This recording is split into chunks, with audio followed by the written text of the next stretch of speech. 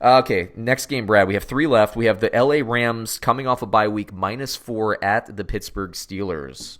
You know what? I was wrong last week about Pittsburgh. I thought they were just gonna let the whole thing get away from them. But Dude, man, now they're 4-4. I know they're 4-4. They're still in there, right? There's Yeah. nothing wrong with 4-4, right? No, I mean, no. you're I in mean, the thick that's of it. yeah, they're in the thick of things. Yeah, so they're Respect to them, man. competing, and I'll give it to them. So you know what? I'm going to be back on Pittsburgh. Let me take them. I So think structurally they may be sound. yeah, I don't know. So I'm going to pick the Rams, and this is more because I have to think that McVay can figure some stuff out on a bye week. I have to think that. I have to think that like maybe he goes in and he's looking at other offensive schemes like blocking schemes and stuff. It's like, how can I get Todd Gurley to get 80 yards? You know, like how can I get him going? I have to think that the Rams can win this game. They're a good road team. I have the Rams 27-20. I'm not betting on this game, okay? I like Pittsburgh's been playing really well as of late. Ever since they made the change in their offensive philosophy and they've been throwing more to the running backs to help Mason Rudolph. Jaylen Samuels had like 13 catches out of the backfield. James Conner's hurt. He might be back in. He's got that shoulder issue. Either way, the Pittsburgh's got to be using the running backs. I think they will, but the Rams defense will be ready for that. So I think the Rams are going to probably lock up those running backs. I think that they're going to make Pittsburgh throw over the top to Deontay Johnson, Smith Schuster, Washington.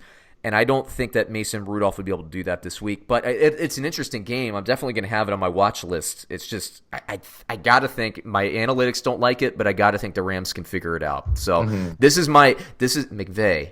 This is your one last shot with me. You better make it happen. He's on thin ice, right? Yeah, he's on thin ice with me. Yeah. He's starting to piss me off.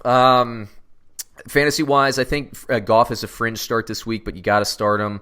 Who else? I don't like Gurley this week.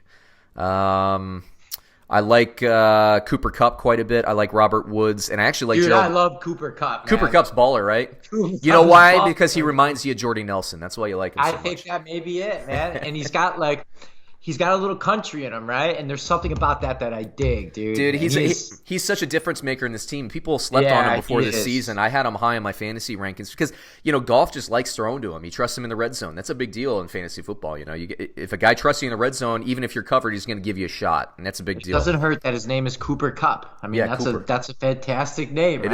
It is a name. It just rolls. I dig Kupp. that guy. He balls out. It's almost like a Marvel character, like the alter. Like I know. Like he's like an accountant by day and a baller by night. Yeah. Yeah. Gerald Everett, I think, is actually a start and a touchdown candidate this week. For Pittsburgh, I don't like Rudolph. I do like whatever running back plays, whether it's Jaylen Samuels, whether it's James Conner. And if both of them play, I think you could start both of them. Smith Schuster is a fringe start for me. This offense is running through the running backs now, and for good reason. I do think that Vance McDonald has a chance to get in the end zone.